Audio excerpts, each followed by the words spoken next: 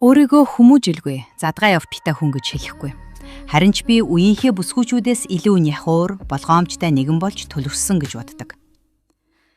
Гэр, ажил, дэлгүүр гэсэн маршрутаар өдөр хоногийг өнгөрүүлж дассан миний хувьд шин адал явдал, шин танил гэдэг сонин содон зүйл байлаа. Нэг өдөр үдийн ардад гэрээсээ гарч яваад би тэр хүнтэй санаандгүй танилцж илээ. Өөрөөд хүрээд ирсэн. Аятайхан инээмсэглсэн тэр хүн надаас бараг 10-аад ах юм шиг санагдсан тул яагаад ч юм итгэх сэтгэл төрсөн. Чи өглөө олгын энэ замаар явдаг.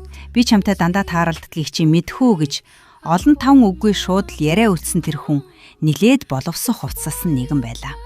Эхэндээ би нэгээд гайхсан боловч хүн зүгээр л ярьж байхад охижиг маялаад байлтай биш гэж бодоод зам нийлэх зураа, жаал зугаа яриа өрнүүлв. Тэр хүн энд ирээд удаагүй байгааг нь. Эхнэр хүүхэд нь Германд амьдардаг бөгөөд өөрөө Монгол бизнес эрхэлж болох эсхийг тандах гэж төрүүлэн ирсэн тухайгаа ярьлаа. Миний хаан суудаг, ямар ажил хийдгийг сонихгүй байгаа надад таалагдж байв. Бид тэр өдөр уцаа солилцож дараа уулзахдаа мэдтэй байхаар тохиролцоо. Орой ажлаа тараад гэртээ ирсэн хойноо би нөхрийгөө удтал ажиллаж үлээ.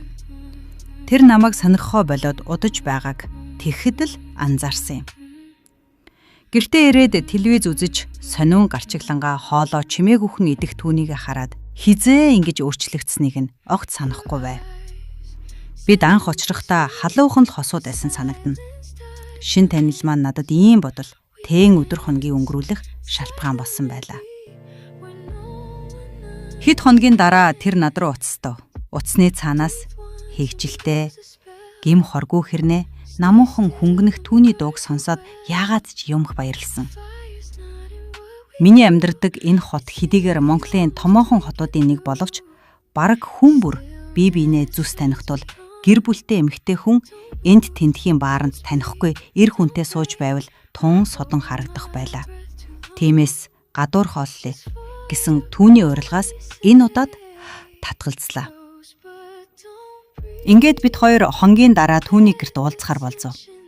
5 давхар саард байшингийн хаягаар хайсаар явж очисон тэр өдөр манер орцныхоо хаалган дээр намайг хүлээн зогсож байлаа. Учир нь тэдний орцны хаалга тусгай кодтой тул адны хүн орж чаддаггүй гин. Уран давхрын 4 өрөө байрыг саяхан хөдөлтөж аваад байгаа гэсээр тэр хаалгаа нээн намайг гэртээ оруулав. Ганц би эр хүн гэхэд тун тоглог цомхон амьдардаг ажээ. Бид жаал улаан дар сууж хөгжим сонсонгоо түүний зургийн цомыг үзлээ. Тэр миний бүсэлхийгээр эвтэйхэн тэврээд хүзүүн дээр үнсэснээ цомгийг гараас минь авч хажуу тийш тавиад намайг аяахан хэвтүүзв. Өмнө нь хизээч би анх танилцсан дорой хүнтэй унтаж байгаагүй тул ёс суртахуун маань энэ бүхнийг эсэргүүцэн одоохон бол гэд байх шиг санагдаж байсан. Гэсэн ч би энэ удаад намайг олон жил хорж цагтсан ёс суртахуунаа эсэргүүцэхээр шийдлээ. Яагад гэвэл тэр хүн надад үнэхээр таалагдж байв. Тэр уруулыг минь шимэн үнсснээ хилээд зүгүүхэн түлхэж оруулаад зөвхөн л намайг инхрийлэн таалах гэсэн мэт тачаал өдөөх тоглоомоор тоглож эхэлсэн юм. Ар нь яг л би даасан тархитай юм шиг тусдаа ажиллаж, уруул хилэн зорилгоо огт марталгүй, миний доторхийг тэмтрэх гэсэн мэт тэрүүхэндээ хийж буй ажилдаа үнэнч хандаж байлаа. Нэг л мэдхэд би гэдэг хүн бүрэн нүцгэрч махлалдуу боловч чирэг чанга биетэй. Тэр ирийн дуртай тоглоом мэт болчихсон хэвтэж байлаа. Янгийн эрдэмт суралцсан гэж би өөрийгөө хэлмээргүй байгаа ч түүнд таалагдах гэж хичээж эхэлв. Гэвч тэр надад илүү хөдөлгөөн хийх хэрэггүй гэдгийг хэлэггүй ойлгуулад нүцгнээр минь өөрлөгөө харуулan тэврээд өрөөнд дотоороо хисч эхэллээ. Тэр секс хийхээ мартчихсан мэт аяглах бөгөөд ядаад өмнөхөө тэлээгч тайсангүй. Нүүн нүцгэн би хөлөөрөө түүний гидсээр ороож хүзүүнээс нь тэвэрсэн байв. Харин тэр хоёр өвзгнөөс минь гараараа баслангаа хуруугаараа хилүүг минь зөөлхөн оролтоно. Бид хөгжмийн аянд бүжиглэх мэт ийхүү эргэлдэх зуур дур хүсэл оргилж түүний амьд антан шиг дотор эргэнүүлэх гар оруулгасан гэж би хүсэж байлаа.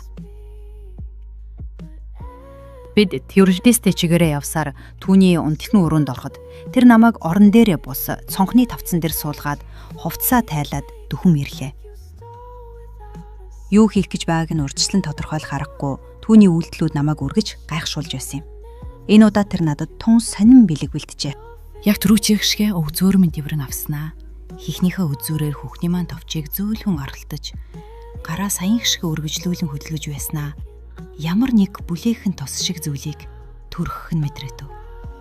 Тэрүүхэн хооронд биеийн доод хэсэг тэр чигээрээ халуун оргон толгой эргэх шиг болоход би галзуурсан мэт аяллаж түүний орлоо зүтгэлв.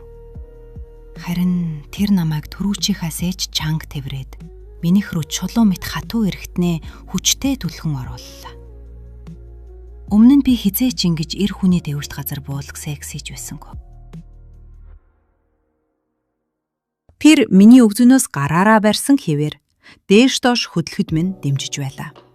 Түрүүнээс хойш барьж ядан тисч байсан нэгэн амттайхан хэрнээ гал мэд халуун мэдрэмж бүх биеэр тархснаа амьсгалаас минь багтаж ятсаар адагшлав. Би асруулан уйлж байлаа.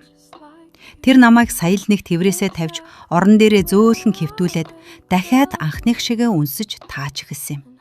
Тэр мөчид би өөрийгөө ямар харанхуй хоосон ядруухан байдлаар эр нөхрийнхөө таашаалыг хангагч хэрэгсэл болон амьдарч байснаа ойлгов. Удалгүй тэр буцахаар боллоо. Бид салж хагцаж чадхааргүй янагшин дассан байсан ч хин ардаа амьдралтай гэдгээ ойлгож байлаа.